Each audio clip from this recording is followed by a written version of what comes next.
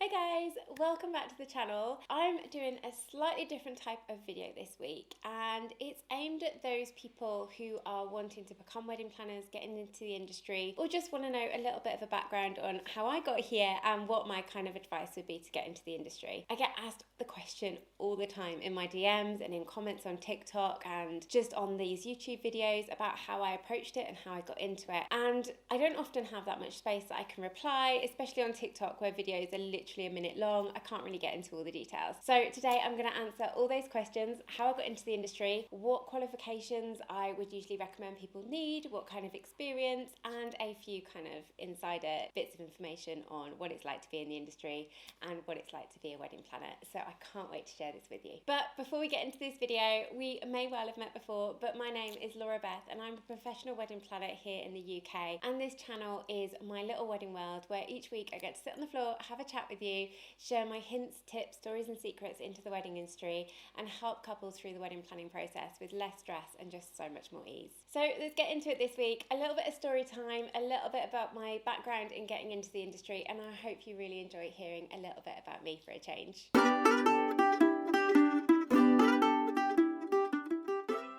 So to start this video off, I want to give a little bit of backstory about how I came into the industry. But before I get into it, I kind of want to say that I did not take any traditional route, and this is probably not the one I'd suggest. Whenever I get these messages in my DMs and people saying, how do you get into the industry? How do you become a wedding planner? I always feel like my backstory is a little bit random. So I'm going to tell it to you today, but I'm going to give you some more pointers at the end of this as well. So let's get into my backstory. I didn't ever really know what I wanted to be growing up. And this question comes up all the time in life, and people go, what did you want to be? Did you always want to be a wedding planner?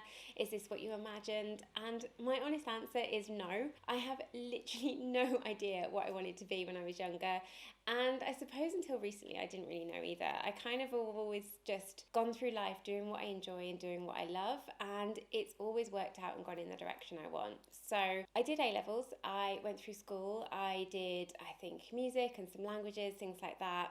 And then I went on to do a degree. I did my degree in dance, something totally unrelated, but I knew I wanted to go to university.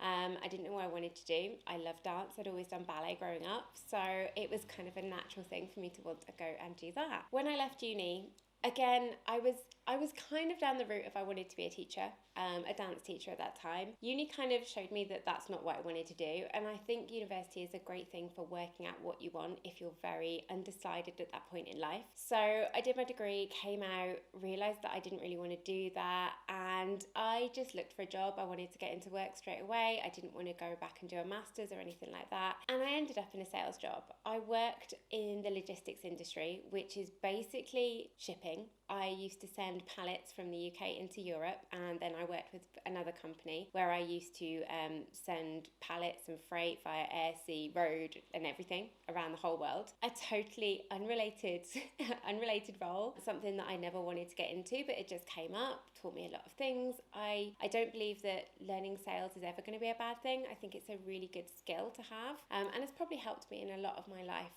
so far and in what I did. But I hated the job. It was the worst thing that I ever did. I used to sit in my car outside the offices and just dread going into work every day. So I really do understand ending up and being in a career that you really don't want, and why you might want to get into something else, and why people so often ask me about wedding planning. So a few years into this sales job, I was miserable. I hated it. I sat in my car every morning, dreading going into the office, and I got a call to go back and work for a venue that I'd worked with when I was much younger. And in between all these jobs, I'd always been in hospitality. I loved the busyness of it. I loved kind of being on my feet, doing stuff all day, being around people, being sociable. So when I got the option to go back and go and work for a wedding venue, I jumped at it. It was a lot less pay at the time. It was totally different to what I was doing, but I knew in some weird way that that's what I wanted to do and where I wanted to be. So I went back to this venue. As I said, I'd worked there when I was younger. I'd done kind of hospitality and bar work. I'd worked their weddings. We used to do retreats and events as well. So I'd enjoyed doing all of those. I had done a bit of admin for the venue for about a year as well. So a few different areas, and I'd got to see quite a lot of different parts of hospitality and the whole events industry. So I went back as their events manager. And I think at the end, my official title was events and venue manager, something like that. But it was basically running a wedding venue. So I got to do all the different parts. I had a bit of housekeeping experience, learnt the kitchens and how they work. And on the side as well, I also played in a wedding band. So I feel like when I talk about the wedding industry and being in it, I do have a fair bit of experience in all areas, which has really, really helped me, and it's really helped me grow and kind of gain a lot of knowledge in the industry. So that's kind of a quick snapshot of how I went from school through a few different jobs and back into the wedding industry. And I worked for that wedding venue for a really long time. I think I was manager there for about 7 years in the end before I decided to set up my own company. Ran that alongside, it was called Perfect Weddings by Laura at the time, ran that alongside my full-time job for a while, which is obviously, anyone who's got 2 jobs knows how difficult that can be, but if you love it, it is totally worth it. And then eventually I decided to step out by myself, and that's where Beth came into it, and kind of everything that's formed today, really. So when people ask me and they message me and say, how did you become a wedding planner? I don't really have the best answer to give, because that long story that I just showed you was my route into the industry. I didn't go to university and study events management. I haven't got degrees or qualifications, but what I do have is an awful lot of experience, and I feel like that was what gave me the solid footing and the knowledge and everything I needed to grow in the way that I did. So in answer to your question, what's the best method to get into the industry? It's probably not what I did, although it's not a bad method. It's just a little bit around the way and a long-winded route. But what I can give you is tips on what the industry is actually like to work in. If I was going to do it again now, what I would do to start from scratch, and also what I would look at in a wedding planner if I was to hire someone, and what kind of qualities I would actually be looking for. So let's start by looking at the ups and downs of being a wedding planner. It is not like being in the wedding planner film. You're not wearing heels and a pretty dress every day. You're not just kind of standing there for a few hours watching everyone say their vows and then enjoying and relaxing the rest of the day. It's hard work. It is awfully long hours. I can often start a wedding at 7 a.m. in the morning, plus there's probably a lot of prep time before that as well, before I even get on site, and I can still be going at 3 a.m. sometimes. It's a long day. You have to be on your feet all day. You have to be on your kind of game all day. You can't switch off. Every time you want to break and sit down, guaranteed someone's going to want you to do something. Your feet will hurt so bad. I cannot stress enough how much that pain. I've spent so many days after weddings sat with my feet in a bath, or actually that night when I get home, just sat there with my feet in the bath trying to soak them. You will need so many good pairs of comfy shoes, and probably second and third pairs to change into on the day, just to give your feet a little different shoe to wear and something that will keep you going. In the middle of your busy season, you'll do those long days, you'll go back home, get to sleep in the early hours, and you'll be back up a few hours later to get going on your next wedding day, or maybe to go and help break down a wedding if that's part of your contract. So there is so much to do and so much to keep thinking of. Equally, on the day, everything comes down on you. If something goes wrong, no one cares if someone else did that fault or it was another supplier's mistake or anything like that. You are the front-facing person of that wedding, and anything that goes wrong is going to be your fault. So you have to learn to be quite thick-skinned, take this on, and just be really, really good with people management. I think one of the biggest hurdles I have on wedding days is just looking after people, making sure everyone's happy, making sure communication is strong, making sure the photographer knows what time food is and the chef knows if the food's going to be late, letting the decor company know that they can set up after the florist has done it, and managing when those suppliers and those teams come together and don't actually get on or have different ideas about it. I cannot stress enough how important communication, talking to people, and just being about 10 different people on the wedding day and keeping up with it all is. But I don't want to be too negative or put anyone off by saying that, because being a wedding planner is also the best job in the world. I get to work at wedding days. I get to create these magical kind of experiences and these visions. I get to work with the best people My couples that work with me are amazing, and I am so honoured to be a part of their life. And the suppliers that I get to work with are often some of my closest friends. The wedding industry is like a tight-knit family. We all know each other and we all have a lot of fun with what we do. The best part of a wedding day for me is just generally standing there at the end of the night and just watching everyone have so much fun, partying and dancing the night away, and knowing that I've done that job. I've created that for that couple and I've made this amazing moment for them, and there is nothing quite like that feeling. If you have the stamina, the drive and the want to be in this industry and you're determined to do it, it will result in it being the best decision that you ever make. So I definitely don't want to put anyone off, but I did want to go into kind of the harder elements on it, and that can be physically hard and mentally hard sometimes, but I think the pros do outweigh it most of the time. So what I want to say to anyone wanting to get into the industry is take it on both sides. Have those tough times and know they will be there, but know that will also be highs and enjoyment and fun as well. So let's talk about experience and qualifications and what I would look for in a wedding planner should I be hiring, or what I would suggest someone to do if they wanted to get into the industry. And there's two sides to it: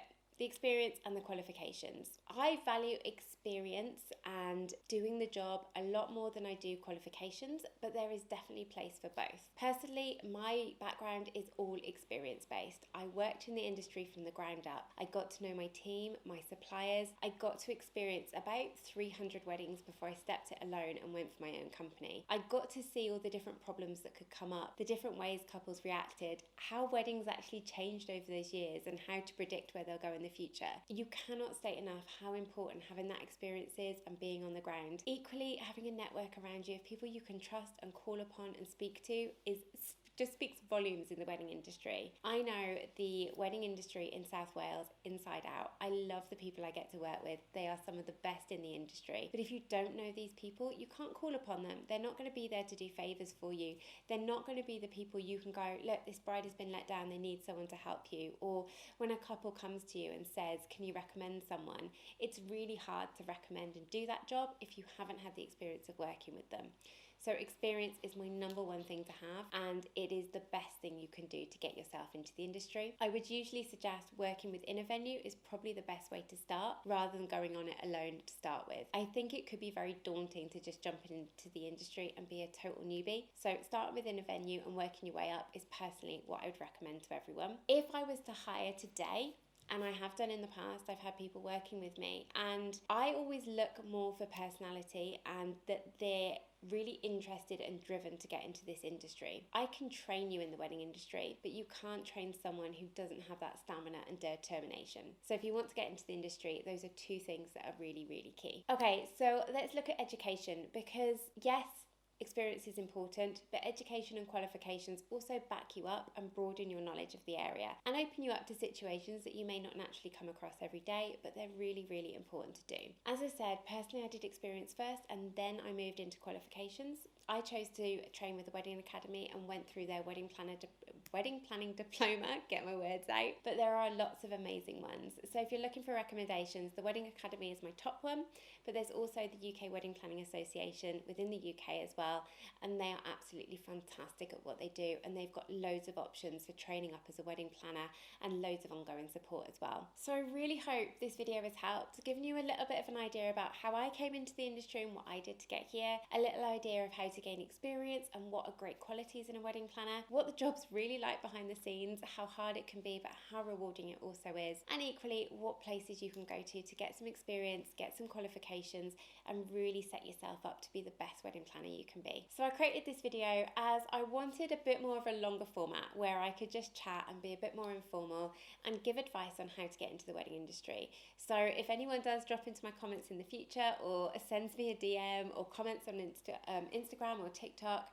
I can send this video your way and it will be a lot more in-depth, and I hope it gives you a much broader background on me, how I went into it, the ups and downs of the industry and everything in between. But as always, I probably haven't covered everything, so if you've got any questions yourself about how to get into the industry, or you're just interested in knowing a few extra details, please drop into the comments below and I'm more than happy to help you and support you along your journey. But that's it for now. I will be back next week with more hints, tips and secrets on a wedding related topic, but I hope you've enjoyed hearing a a little bit about me today. And if you are a bride and you've been watching this just because you're quite enjoying hearing a little bit of the backstory, then a reminder that Bride Club, if you're watching this as it just goes out, is going to be opening very, very soon. Waitlist is now available. If not, we've already launched and you might be able to get in at the moment depending on when you're watching this. So head below, there's a link there, get yourself signed up, and I can't wait to help you plan your wedding day in even more detail and support you along the way. Anyway, that's it. I shall leave it there. Don't forget to give this video a like, and as always, subscribe if you haven't done so already. I'll catch you all very, very soon. Bye guys.